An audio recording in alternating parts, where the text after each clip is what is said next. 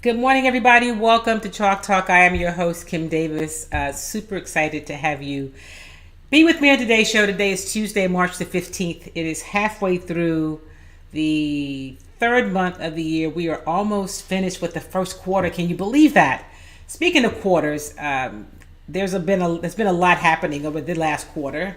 Actually, over the past week since we were here together on this show, there has been a lot happening. So we'll go through some of the highlights, and then shortly, a good friend is going to join me, AJ Jones, to help me kind of go through some of what's been happening.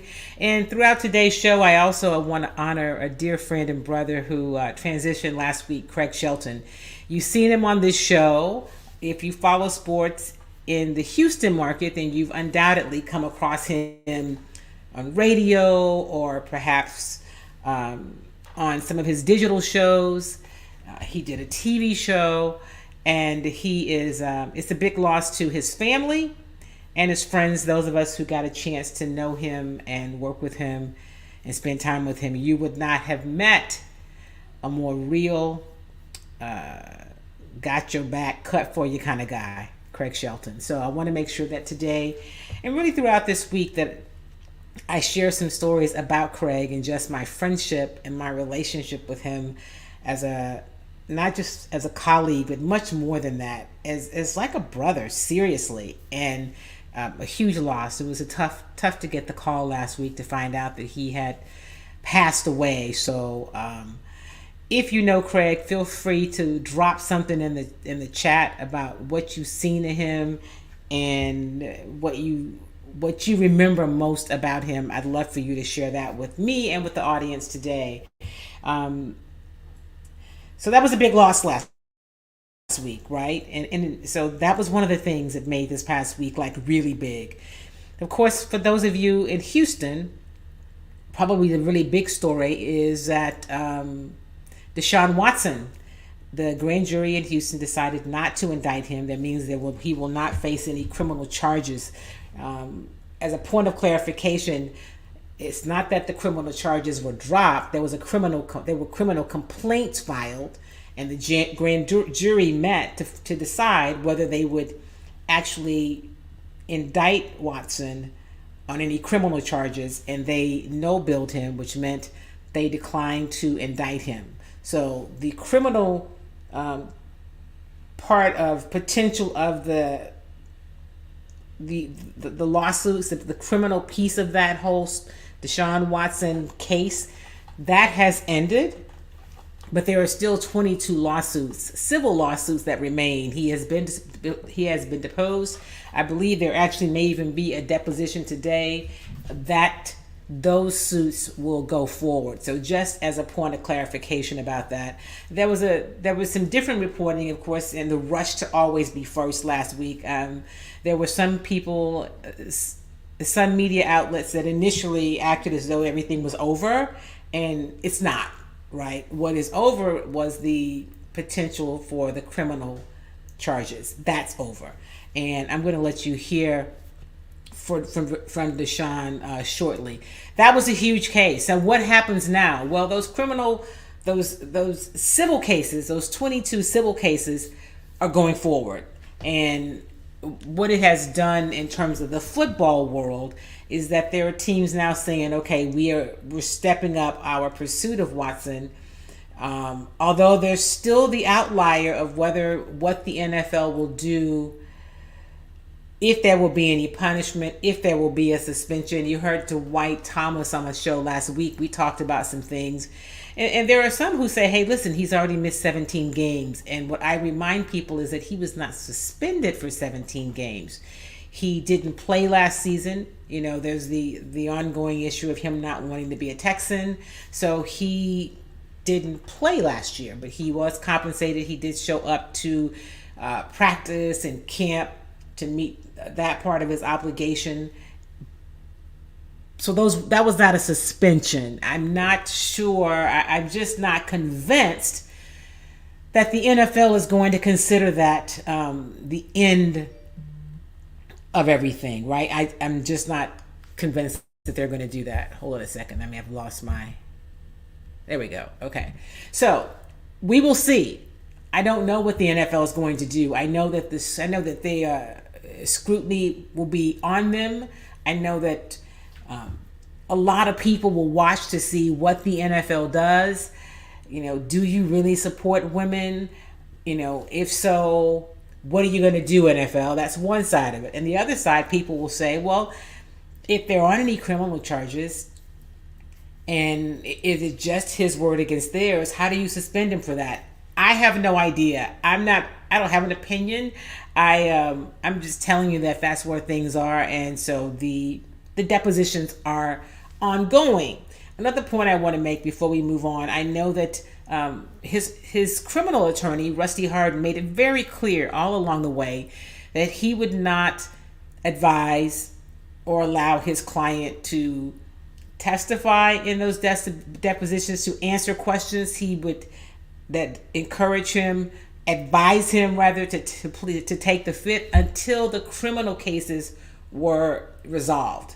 And in the little post press conference on Friday, when the announcement was made that the grand jury did not move forward with indicting Watson on 9 cases, there were 10 cases brought to the jury. They heard 9 of the cases, declined to hear the 10th one. Rusty Hardin said now that Deshaun would answer questions. It was all about pleading the fifth, taking the fifth until the criminal cases were decided, before that piece of this puzzle was determined. So that's the other piece. In terms of football, now teams are meeting with Deshaun. Reportedly yesterday, Deshaun he met with the Saints and the Panthers, because remember, he has a no trade clause. So he has to waive that clause in order for the Texans to make a deal with another team. So he's meeting with potential teams, and today he's supposed to be meeting with the Cleveland Browns. I keep hearing the name of the Eagles. He has rejected that previously. I don't know if he is any more open to it now. And of course, the Indianapolis Colts reached out to the Texans about Deshaun, and they were like, yeah, not going to happen. Get off our phone. Of course, the Colts are not only in the AFC, they're in the AFC South. So they definitely ain't going to make a deal to move Deshaun to a team within the same division. But hey, Jim Irsay does what Jim Irsay does, right? Hey, good morning, Jackie Harris. Thank you for that. Yeah, I appreciate it. Hey, good morning, Reginald. Welcome to Chalk Talk. The other news that has been happening over the past week, Aaron Rodgers signed a new contract. That's all I got on it. He's going to make a whole lot of money. Good for him. He's a really good player. And I move on. But here's a free agent move that may make people in Houston say, oh, wow. And that is Justin Reid, the safety from the Houston Texans. There was a lot of thought. I mean, we all, after last season, the thought was when he became a free agent that more than likely he would move on to someplace else. We knew that with his talent, somebody would want Justin. And he liked Houston after Lovie Smith was named the head coach. He did an interview on Sirius XM a couple of weeks ago, and he said, hey, he was super excited for Lovie. And he was, he'd be open, to staying. And so that ultimately didn't happen. He has moved on. He is going to the Kansas City Chiefs. Good morning, Ellen, my sister. And we will absolutely talk about Texas Southern University. Thank you for that. I love it when people are interested in TSU. We'll get to TSU in just a moment. But listen, so Justin Reid is no longer, he's officially a Kansas City Chief now. He'll be playing, he's replacing the Honey Badger in Kansas City. He'll be the safety with that organization. He's up there with Pat Mahomes and that whole crew. And free agency really just got started on yesterday. There was a lot of movement. The Jaguars made some deals. So we'll see what happens. We'll see what happens in free agency. Here's the other really big story, as I guess I buried the lead, right? I was doing the Black a segment on the Black News Channel early yesterday morning. And of course, one of the first things they wanted to talk about was Tom Brady. So Tom Brady has unretired. He is returning to the Buccaneers for his 23rd NFL season. He said that there is some unfinished business on the field. He's still got some work to do. and he is back in Tampa. You can almost hear the collective sigh of relief all the way from Tampa, Florida, from that organization, because now they don't have to go and find a quarterback. They not only have a quarterback, they still have one of the best to ever do it, and even 23 years in. So he has gone back to the Buccaneers. He unretired after 41 days. He is back with the Buccaneers. My sister mentioned Texas Southern University. So it is March Madness, right? March Madness is not just about the NFL. March Madness is also obviously the big college basketball game. It is the tournament, and Texas Southern University has again won the SWAC tournament. So they are playing a play-in game tonight against Texas A&M, Corpus Christi, and Dayton. So there are 64 teams that will start or in the main portion of the draw that begins on Thursday. TSU is playing Texas A&M Corpus for a spot in the 64 team tournament. So they are in the tournament, but this is a play-in portion. If they win tonight, they will play the number 1 seed Kansas in the first round. So that is our Texas Southern University update. But congratulations to Coach Johnny Jones, the TSU Tigers, for again making their way to the big dance. And yes, Jackie says Tom Brady fire.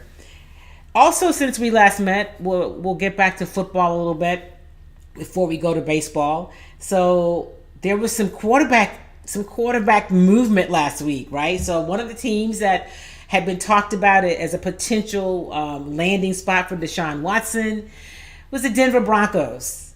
Well, the Denver Broncos traded for Russell Wilson last week. Russell Wilson is now a Denver Bronco. So Seattle is looking more than likely for a quarterback. It was a pretty big deal. There was some draft picks. It makes the people who follow the Texans and are interested in what the Texans may get in return for Deshaun hopeful, because of the amount of capital, if you will, that the Broncos, Seattle, received for trading Russell Wilson, who is obviously older. He has won a Super Bowl, but Deshaun Watson is at least in a good 10 years ahead of him or more, if he's able to have the kind of career that a Tom Brady has had. So that move happened. Carson Wentz was traded from Indianapolis to the Washington Commanders. That is why Jim Irsay and the Colts were sniffing around trying to see if, hey, Texans,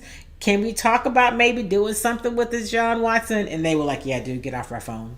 We're not even going down that road with you. So Carson Wentz went to Washington. Russell Wilson went to Denver.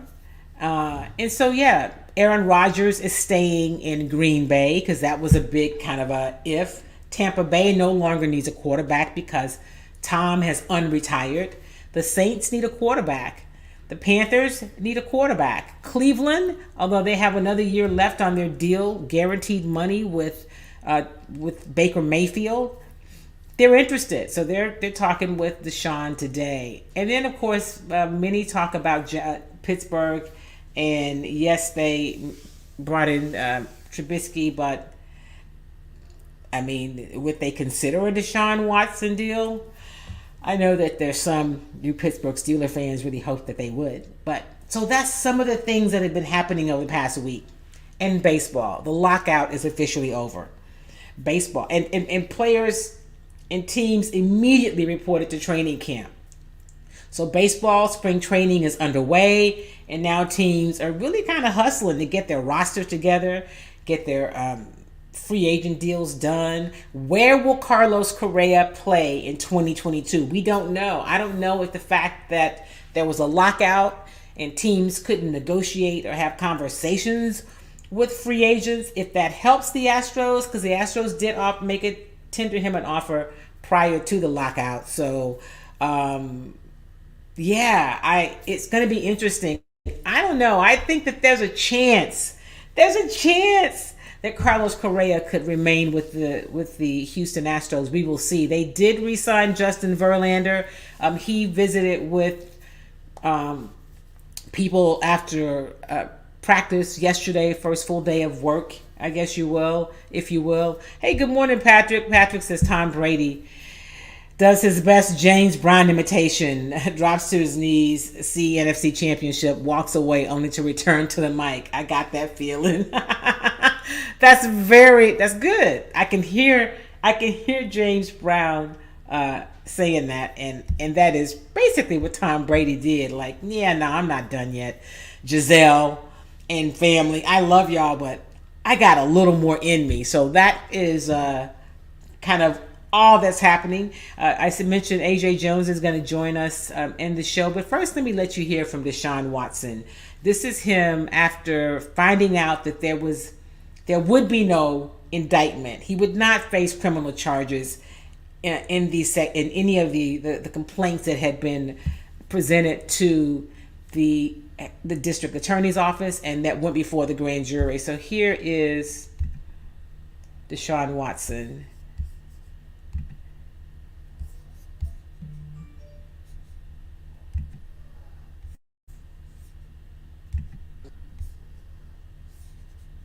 Hang on. First, I want to say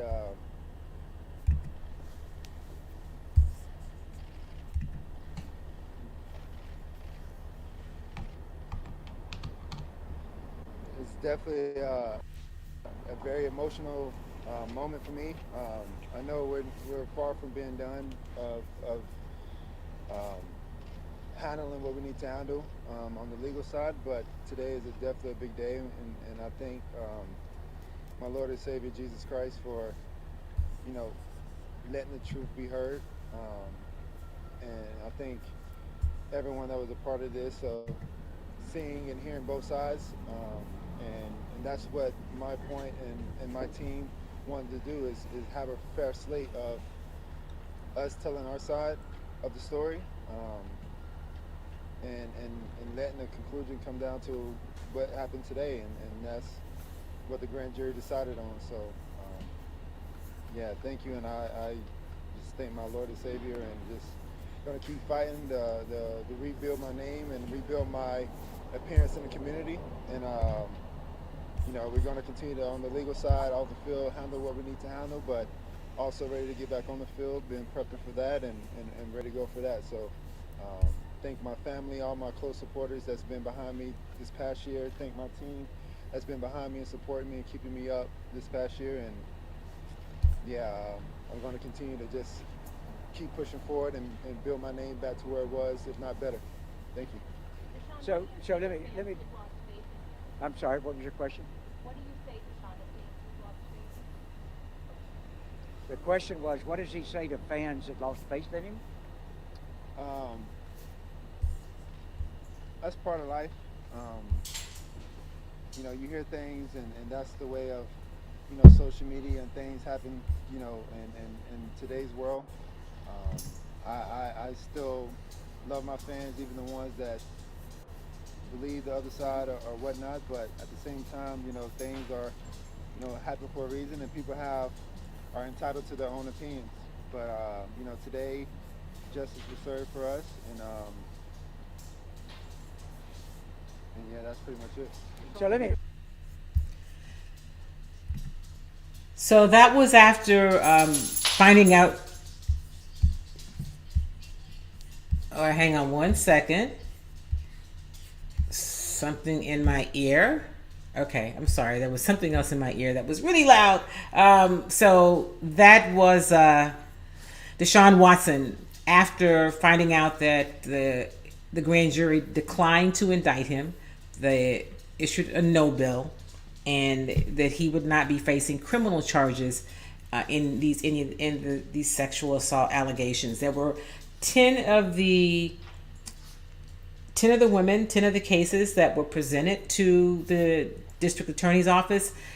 The grand jury heard 9 of those cases, and they declined to indict on all 9 of the cases. So that part of this,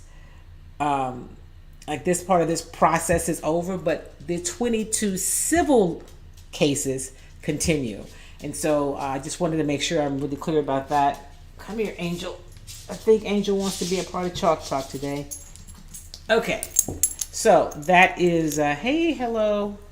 Say good morning, everybody. I missed you guys. I hadn't been on the show in a while, and some of you have asked about her, so here she is. And can you sit, or do you need to be on camera? Okay, she wants to be on camera. Okay, that's fine. So that's the latest as it relates to Deshaun Watson. With the Houston Astros, I mentioned that Justin Verlander is in spring training.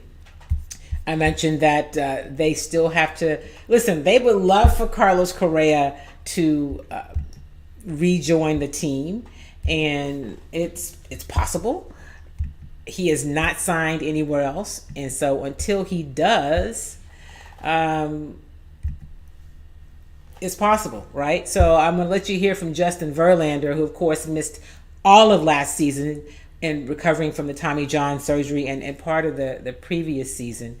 Here is Justin Verlander. For me too, is like I know how I'm supposed to feel. I know what I need to do to recover every 5 days, pitch every 5 days, and go through an entire season. So if I find myself not having the ability to do that, I think, and this is what I talked to, James, and Jeremiah, and all these guys about is that's where I need to be extremely honest with myself and them. If things start to change and I know that I'm maybe getting behind the 8 ball on information, I'm not quite recovering from start to start like I know I usually do, then I'm going to have to be honest with them and myself and maybe take a blow.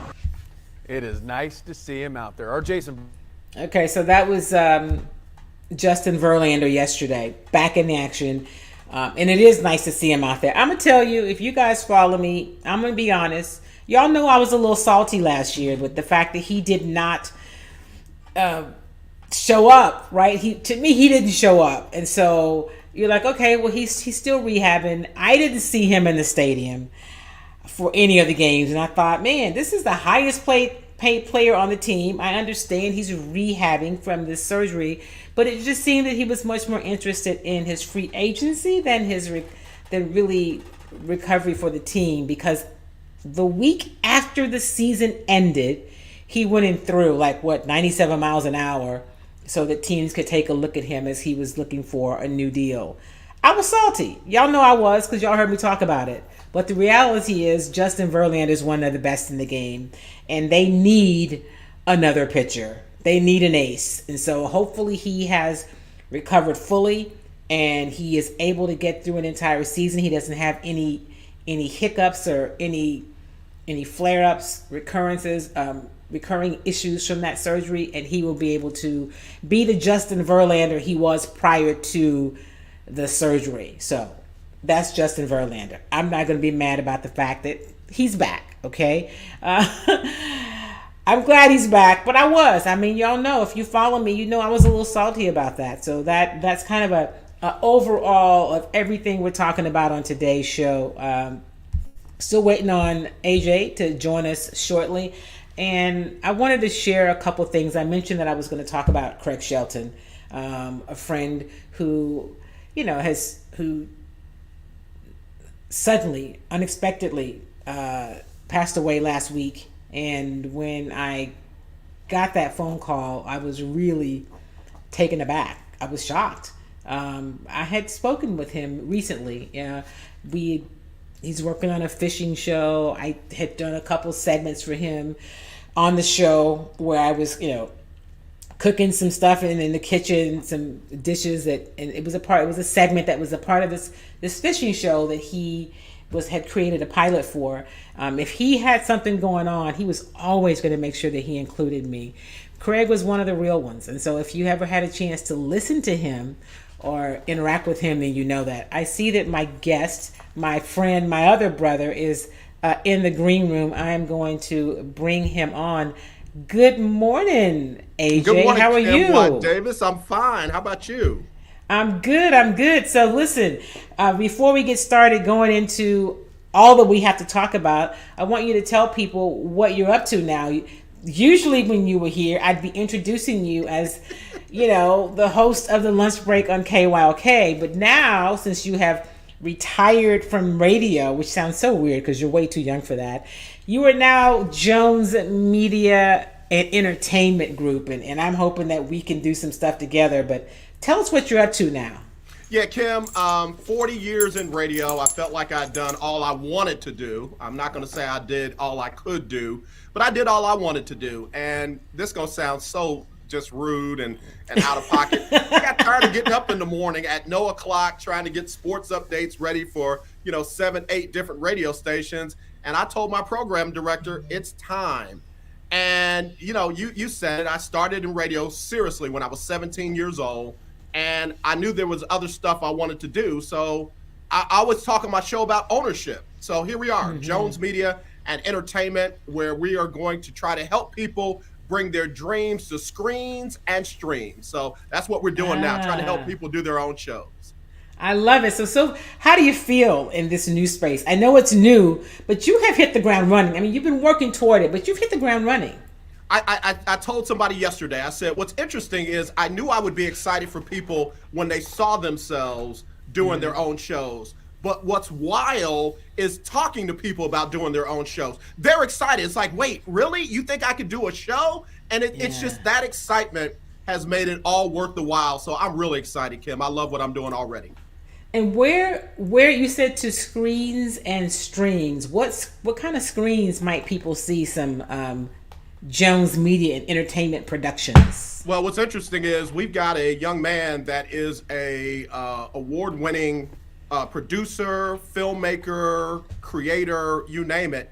And his stuff has been shown at a lot of the film festivals around the world. So those are screens that some people might not think that they would ever have their content presented on, and that's not true. You just haven't met the right people yet. And then, of course, the streams, we're going to be broadcasting on Roku. We're going to be broadcasting on Fire TV, Apple TV. I even reached out to the Tubi folks yesterday to find out how we can put some content on their platform. So listen, we're just going to make it available to people, listen, at a price that they can afford, and just, again, try to make those dreams come true.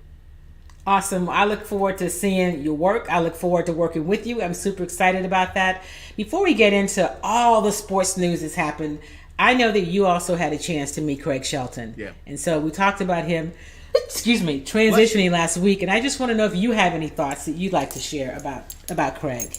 Yeah, I have an appreciation and a fondness for people who are just real. Not real fake, not real pretentious, but just real.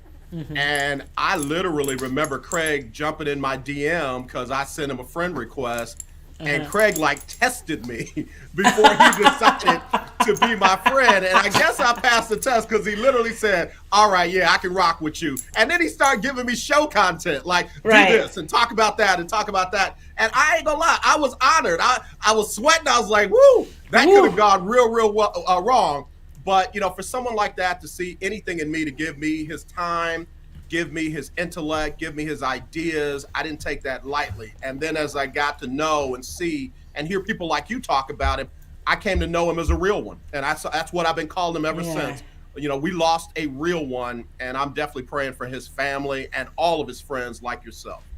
Awesome. Thank you for that. You're right. I mean, we all have Craig stories, and and that's him. And so some people would have taken that differently. I know some who have, because that's who he was. Yep. He was always going to be true to himself, no matter who he was dealing with, whether it was you or me, Mr. McNair, it didn't matter. He was going to show up the same way. Right. And he really cared about the message, and he really cared about people. Yep. That was really important to him. And he left me with some things that we had this conversation a couple years ago. Something never happened to him, or what I was supposed to do. And I was like, what? And so now here we are. So I just wanted to take a minute to honor him today, because he would be all over all of the stuff we have to talk about. So let's first start with football. Of course, the big story for people who happen to be in Houston, and I know many of you listen and watch from other places, is Deshaun Watson. Yes. The grand jury decided not to indict him, which means there will be no criminal charges filed against him. They were the district attorney's office received 10 complaints. They presented 9 to the grand jury, decided not to present the 10th one. The grand jury said no to all 10. Your thoughts about what this means and what happens next? Well, again, my sincere thoughts and prayers and consideration go out to the ladies that, felt like they were abused, sexually assaulted, abused, what have you. I put that first and foremost. I also say that we have a legal process, and Deshaun and his folks followed the legal process. And when you present that much evidence and testimony and what have you, I believe it was 6 hours worth. 6 hours. Before the grand jury, and the grand jury with a diverse group of jurors. I mean, there were not all men, not all women, not one culture. You know, anybody that knows that grand jury process, I literally know a couple of grand jurors in other counties. It's very diverse. For them not to hear enough evidence to be able to bring back charges and to indict a person says a lot. Says a lot. There are folks who feel like, you know, you can indict a hamburger. Well, what does that tell you about the case that was presented? That, you know, 9 different cases were all no bill. No, we cannot find a reason to indict this defendant. So that part is over. You know, again, my attention and my time doesn't get off the ladies, but that part is over. Now we address the civil piece, but I said that there will be a lot of teams that will be waiting to hear what happens with the criminal piece.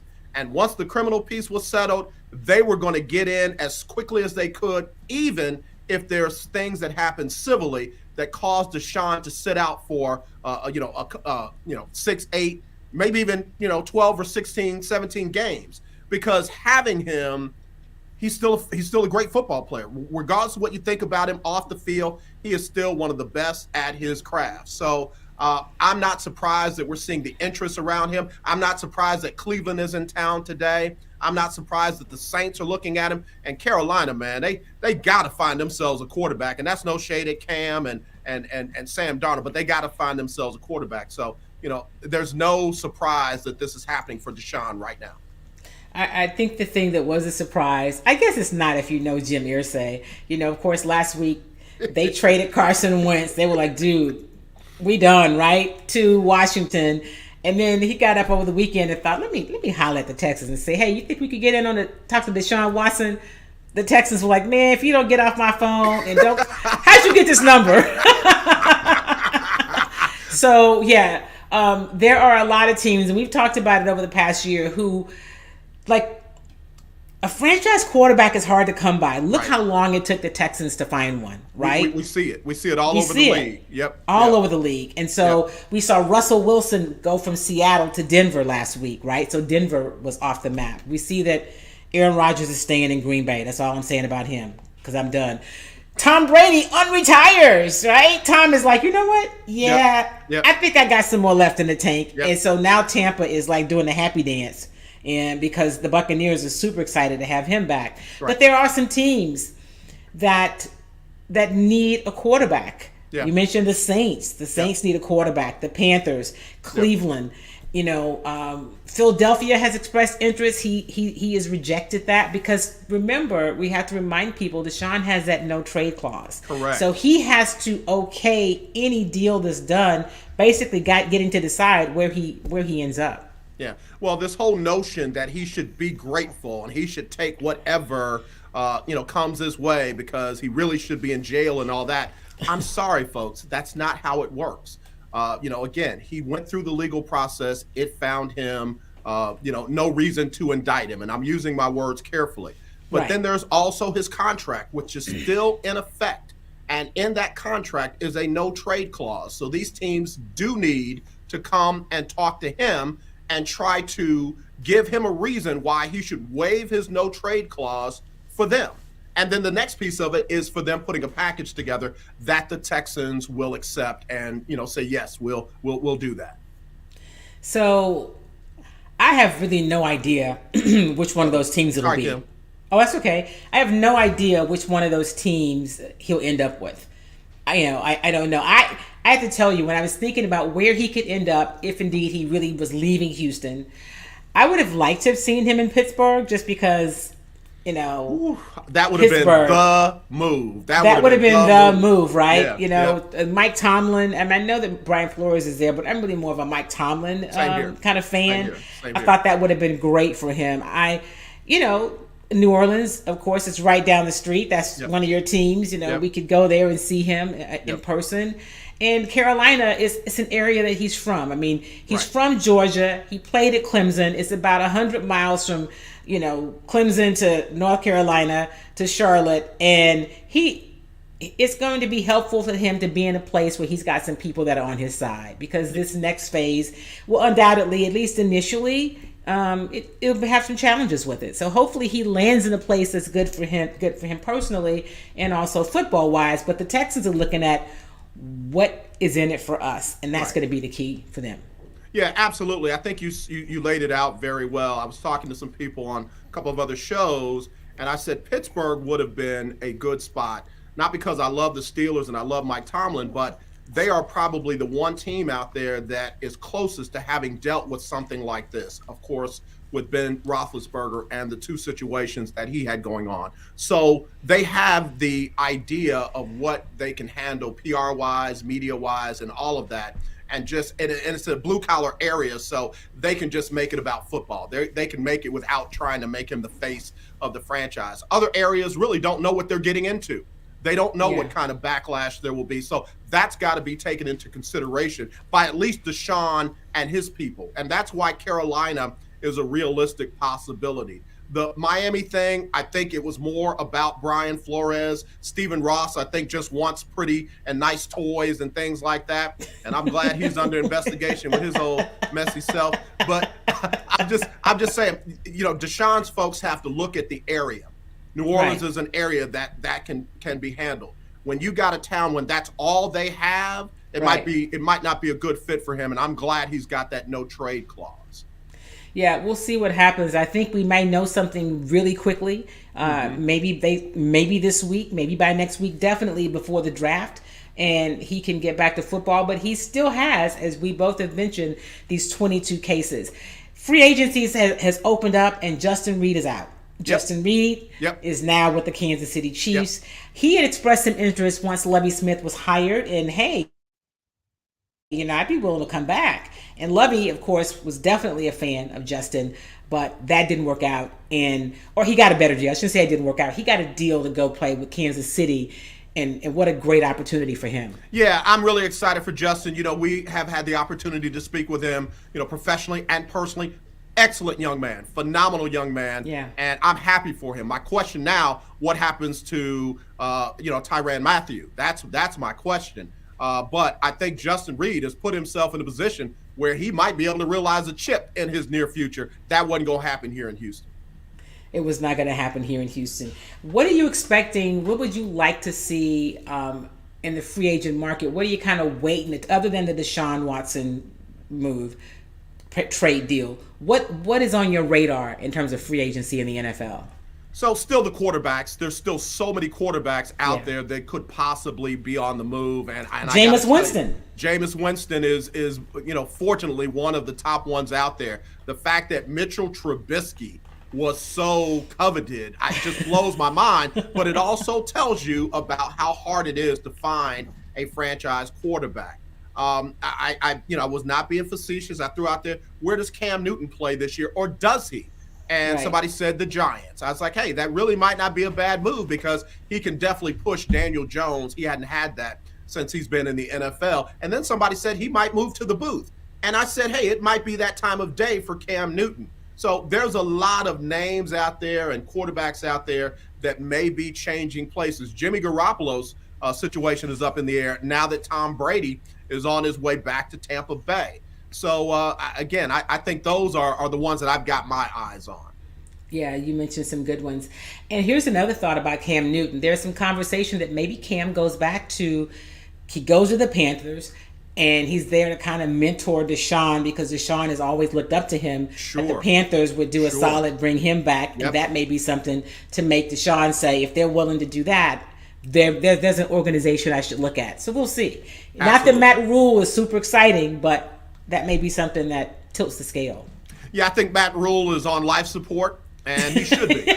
I know there are a lot of folks here in Texas that really like Matt Rule and what he's done or what he did at Baylor. But, I mean, hey, you got to do it. You can't just, live off of what you did before. And Matt Rule is one of them guys. He's done everything that you're supposed to do. You know, if it don't work out, then look at your offensive coordinator. If that don't work out, look at your defensive side. If that doesn't work out, look at your personnel. Well, he's changed all of that. So now, Matt, it's your turn. You got to look in the mirror. You got to look in the mirror. Right. So I want to jump to, before we really talk baseball, I want to jump to March Madness and also Texas Southern University. I know that you followed TSU closely. We're excited that Coach Johnny Jones and the Tigers are back in the tournament, although they're a play-in game. Yep. They are playing Texas A&M Corpus tonight and for a spot to play in the 64 team portion of this tournament, which starts on Thursday. They would take on Kansas. Your thoughts about just what Johnny Jones and what this TSU basketball program has been historically? Yeah, I got to tell you, Johnny Jones did not put Texas Southern on the map, but baby, he solidified their place on the map. Right. And one thing I noticed seeing him Sunday at the event that the NCAA put together was very relaxed. Very relaxed. Johnny Jones was not stressed. He was not worried. You know, he was talking with different media people. He was talking with fans, and he was talking with his team. And you could just see an air of confidence, but peace on him. And I like that. I like that because there's not this urgency that we've got anything to prove. They've been here before. They won in the NCAA tournament before. And I think just the next step is for them to do something that would shock the world. But I know a group of guys that won't be shocked, Johnny Jones and those TSU Tigers. They really do believe in who they are, what they can do, and what they've done. Everybody, you know, counted them out in the SWAC tournament. And guess what? They beat Alcorn, who came on late and won the regular season title. But when it came down to winning that championship to get into March Madness, Texas Southern exerted their will on Alcorn and showed that they're ready for this big dance. You know, I think something too that's important to mention, you're right, none of them will be surprised. And so when people look at the schedule, that their record, and they go, they're 17-12, but you have to understand that their non-conference games, their non-conference schedule is a beast. Yep. He plays some of the top teams in the country, and every year he gets a win or two against. So they've had wins against teams, you could say, oh, it's early, but they've still beat teams that people just would not expect them to beat. So I would love to see them win tonight. They've got to start with a win tonight, and then go in there and upset Kansas in the first round. I'd be super excited about that. Yeah, I would too. I agree with you on that. A lot of folks don't realize they were on the road first 12 games of the season, and they were playing, you know, power conferences, and guess what? They knocked off Florida. So then they come home and then they get in their conference play, and we know what they did from there. You know, A&M, Corpus Christi is a team they match up well with. Got a chance to kind of see some of their games with the teams that they played, you know, from the state. That front court from Texas Southern has nothing to be afraid of or ashamed of when they match up with Corpus Christi. Where Texas Southern has got to play well is in their guard play. And you saw Coach Johnny Jones make some adjustments down the stretch, and we saw the difference for them there. They've got a guard by committee that if somebody doesn't have the hot hand or somebody's, you know, making a few too many turnovers, dumb mistakes, he's got guys that can come in and play consistently, play well, and hit some open shots.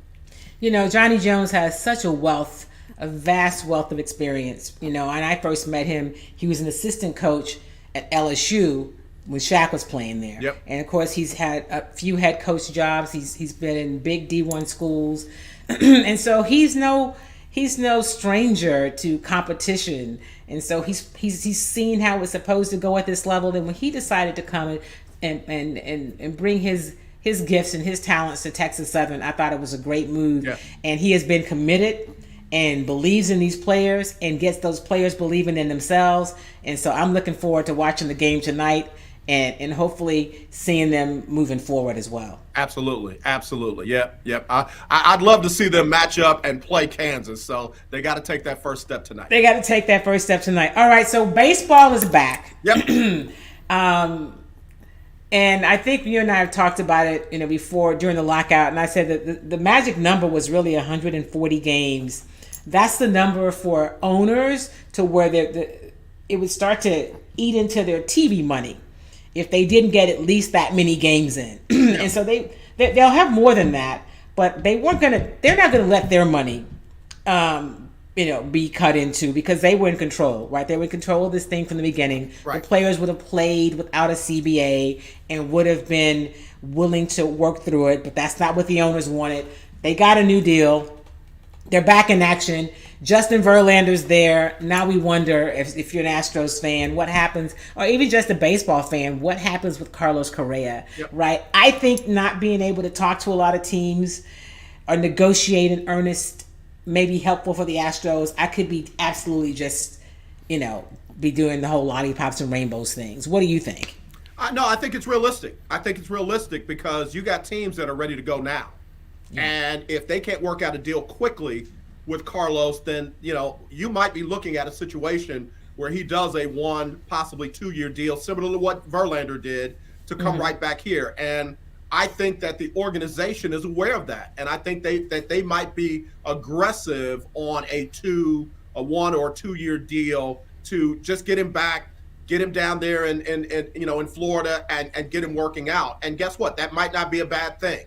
That might not be a bad, and Carlos's folks might realize that might be the best thing, because he's got that agent who likes the big money, the ridiculous money, who does different things. He doesn't follow the baseball book of how to negotiate for your player. He sets the book. He writes the book. So don't be surprised if Carlos and his team are right back here. Before we let you go, AJ, before we wrap up today, the Houston Rockets. Yeah. We don't talk about them a whole lot because there's so much happening right now. That young group of players has been really exciting to cover for me and to watch. Yeah. And they're not, you're like, well, Kim, look at their record. And I know we say you are what your record says, but their record is just, listen, the way these guys play, what they bring, the way that the first round pick, Jalen Green, the second overall pick in the draft, the way that he has grown this season. Josh Christopher, the young man out of Arizona State, Alpi Shingun, the young man from Turkey, and all the other players, they've got a bright future, and I hope that they give Steven Silas a chance to continue to bring this group along. Yeah, I just got a chance to share that with our brother Chris Gardner, Houston Roundball Review, that I believe that this team, especially with another high round draft pick in the upcoming draft, and finally moving some of their free agent dead weight, that you really will see a good young nucleus that can build a foundation for this franchise that we're used to. We're used to seeing the Rockets in the playoffs. We're used to seeing them get to the the later rounds and what have you. And this young nucleus can be fun to watch. A lot of people don't like it when I say the Splash Brothers jumped out there and folks are like, oh, where'd they come from? Well, guess what? They raised them up. This could be something as special as that if they give them time. If they give them time, if they give Coach Silas time, which I hope they will. Correct. Who stands out to you in the West right now? I know a lot of people were thinking that the LeBron, that whole group would be one. They clearly are not coming out of the West. Yeah, that's dumb. But I still really like Phoenix. I like Golden State, but I really still like Phoenix and what they're doing. Yeah, I kind of broke that down last week, and I got to tell you, I see a path to the finals once again with with Phoenix and Milwaukee. Yeah. So you don't think Philadelphia and James Harden? Okay, yeah. All right. All right, AJ Jones, thank you for topping in today. It was so last minute. I appreciate you.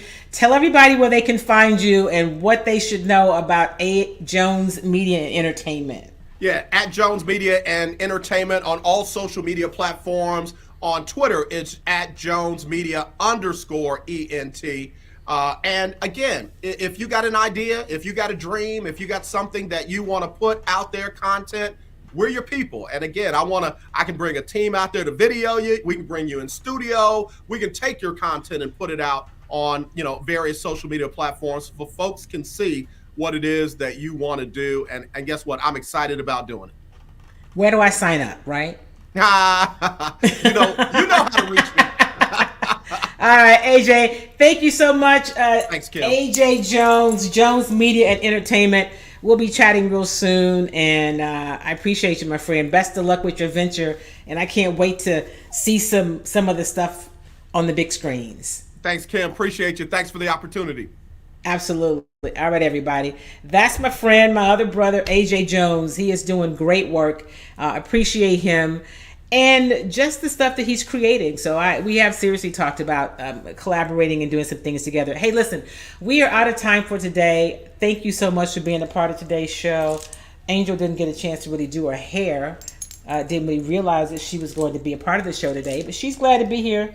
Angel, say hello to the people. Yeah, Angel is... you guys know Angel. She kind of runs things around here. I think maybe she wants to go outside again. So listen, we're out of time. Thank you for being a part of today's show as always. Remember, do something kind for yourself and something kind for somebody else. Hey, listen, everybody. If you've not taken the vaccine, I'm going to still encourage you to do that. Make sure that you get vaccinated. It's really important. Things are looking a lot better, but that coronavirus is still around. The other thing I want to encourage you to do is to get registered to vote, right? You may have missed the primary, right? But we've got an election coming up this fall. We've got a runoff coming up in May. So go ahead and get registered so that you can be a part of the process that determines who is going to make decisions about our government, about our cities, about our counties, about our states, about our courts. Make sure that you are a part of the process. Make sure that your voice is heard, all right? As always, thank you for being a part of Chalk Talk. I encourage you to share this video with your online community as we continue to grow Chalk Talk and the base. Thanks a lot from me and Angel. We'll see you next week. Bye, everybody.